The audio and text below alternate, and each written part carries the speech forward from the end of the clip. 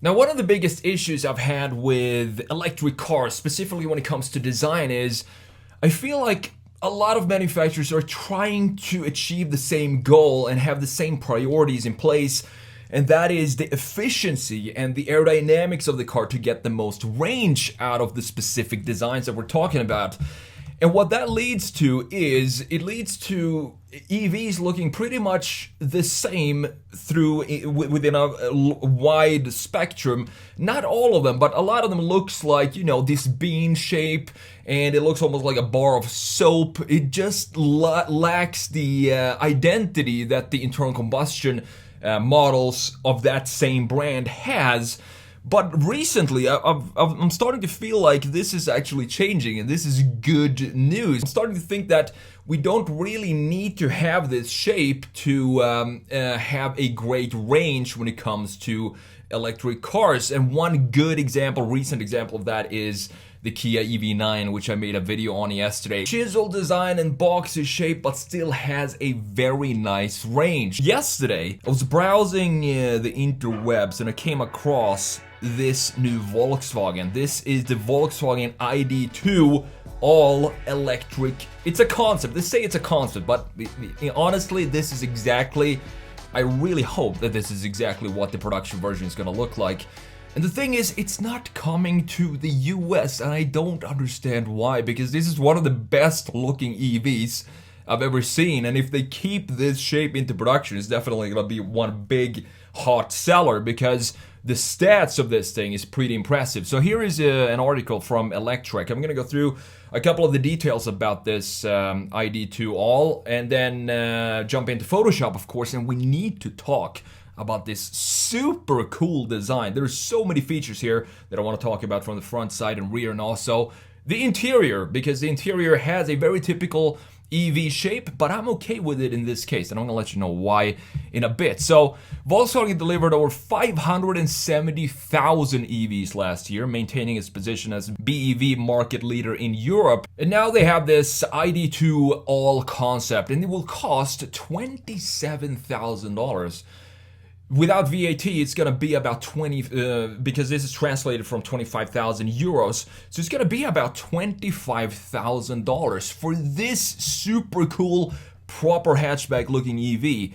And it's as spacious as a Golf, but it has the same, it sits between this size of this is between a Polo and a Golf, but it has the same interior space as the Golf because it's electric, and it doesn't require as many components inside underneath the shell. And you also get a 279-mile range, which is perfect for this type of package.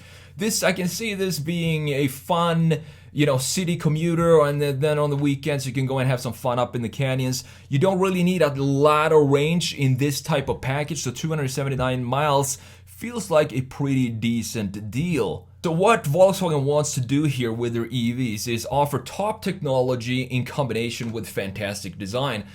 Looking at the other ID models, I'm going to compare this to the ID.4 in Photoshop and show you why I think this design of the ID.2all is so much more in line with Volkswagen's design philosophy overall. And the ID.4 kind of isn't. It feels like they took the EV design and just pushed it a little too far off brand with the other ID models, such as the ID.4. So Volkswagen recently brought back former Bentley and Audi designer Andreas Mint as head of design for Volkswagen passenger cars, who says that the ID.2all concept is based on three pillars: stability, likability, and enthusiasm. And I can kind of see that in this design. It's a very, very cool design. On the inside, you have a 12.9-inch touch display that has a new menu structure with separate air-conditioned control panel below it. So you have physical buttons for the climate control, which is absolutely perfect. Thank you for that, Volkswagen. So where does the power come from in this concept? As I said, they call it a concept, but this is probably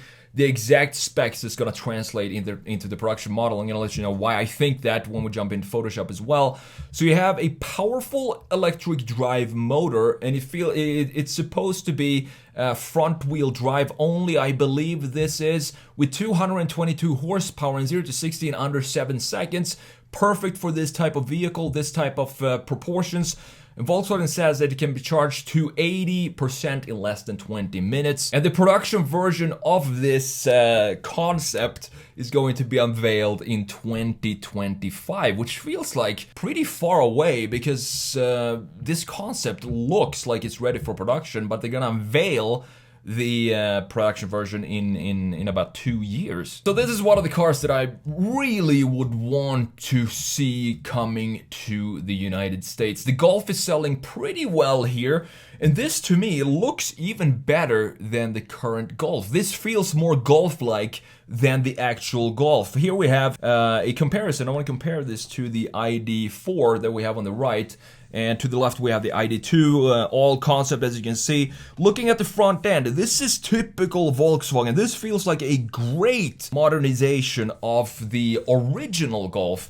Tight package, and I love the graphics. It's very simple. As I said before, when I was studying car design, we did a project with Volkswagen, Audi, and Lamborghini. And when Volkswagen came in, they said, don't try to make something over stylized, because that is not our philosophy. Our philosophy is that every single graphic detail, every single line on the car is supposed to have some sort of function, and that is what creates the Volkswagen identity.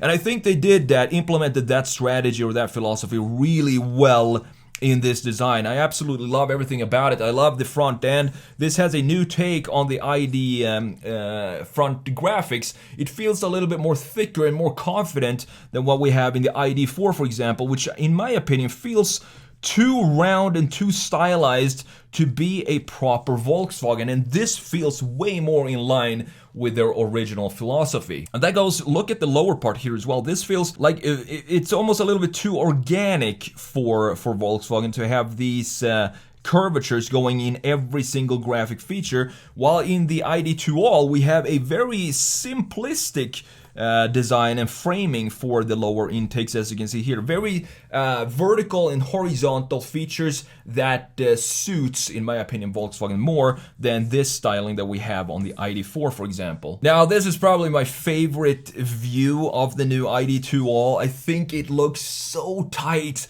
and I love these fenders, these wide fenders that we have, both in the front and in the rear. It looks so cool, and the plantedness of this car is surprising to me. You have very short overhang, both rear and front, creating a stance that looks a lot sportier than what this is, in combination with these gorgeous looking wheels that everything about this feels very production ready. Even the wheels, they don't feel too conceptualized. It doesn't feel like a big step taking this car into production. You can see that even in the door handle. This is a proper production car door handle. If the production car is not going to look anything like this, then we would see a lot different styling features and more conceptualized features, specifically in details such as the door handle and the wheels and the integration of the graphic features overall, and the framing, for example, of the glass around the greenhouse. All of these features that I just mentioned in this car, they feel like they're just ready right now to go into production. And when they do that, I want to ask Volkswagen to not change anything about this design. Looking at the C-pillar as well, this is very much inspired by the first generation Golf. Actually, every single generation Golf have this very thick C-pillar, which is a super strong identity for Volkswagen hatchbacks, and it's coming back here in a very beautiful way. I also like this shoulder line because it kind of frames the greenhouse in a super nice way, having this chamfer that creates a little bit interesting feature in an otherwise very simplistic design, but is still in line with the Volkswagen design. And then we have this line at the bottom cutting in and creating this highlight feature here, adding to the sportiness of this design. I just think it sits extremely well. The stance of this car is surprising to me. It looks like it's a lot more better stanced than the Volkswagen Golf and the Volkswagen Polo. I think it has to do a lot with these fenders that I'm really excited about. I think they look so good, and they kind of fade in. As you can see, they go from very sharp up here and then fades in before it meets this line at the bottom. And overall, it's just a clean, chiseled design. So comparing this, for example, to let's have a look at the side view of the ID.4. The ID.4 is the proportions of the ID.4 is typical EV proportions, meaning that the hood dips really fast and you have the greenhouse stretching really far in the front over here, which makes sense because it's gonna give you a lot more room in the interior when you don't have an internal combustion engine that needs to fit under here. You can stretch the A-pillar further forward, and that creates a lot more space for the interior. However, what it does, it also makes every single EV, specifically the EV SUVs, look pretty much the same, like a bubble or a bean. And in addition to that, I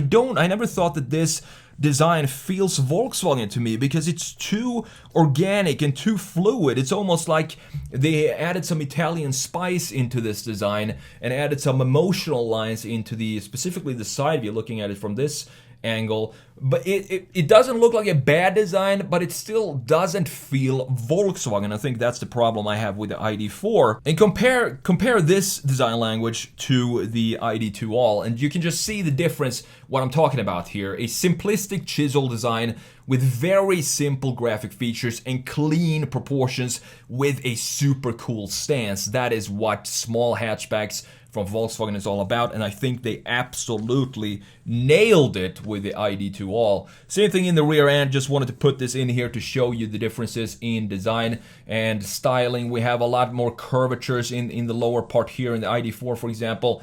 Curvatures going in the taillights as well. Again, it's not a bad design, but it just doesn't feel too Volkswagen-ish to me like the ID.2 does. Looking at the interior, keep in mind that this is a $25,000 car. That's what they're aiming for the ID.2all when it goes into production. And that makes me not really be bothered too much with the integrations of the screen. Yes, we could probably have made this a little better integrated, maybe have something in the rear kind of connecting to the dash with the screen, but it is a pretty big screen. It's 12.3 inches or something like that in a very small package, so it doesn't really matter how we integrate it. It's still going to look like a big screen in this small format. And then we have an additional screen right behind the steering wheel, which is the gauge cluster, obviously, which also has the same kind of lack of integration in the rest of the interior.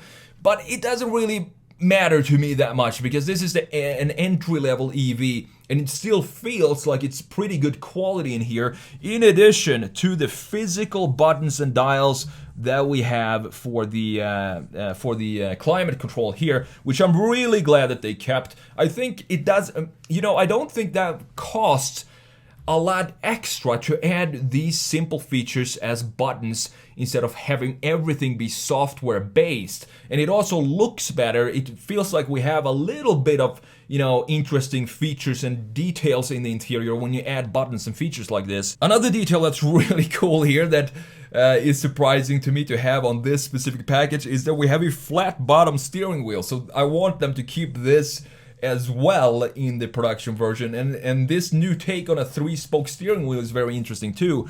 We have a dial on both of these sides, but the spoke itself never connects with the centerpiece of the steering wheel. I don't think I've seen a steering wheel design like this before, and it kind of looks cool to have these kind of just floating in midair and never really connecting with the center part of the wheel, and just have 2 simple dials on each one of these. And I think it looks cool, it looks unique, and it definitely looks sporty. So it would be super nice if Volkswagen could retain this design exactly as it is, specifically with these wide fenders that we have.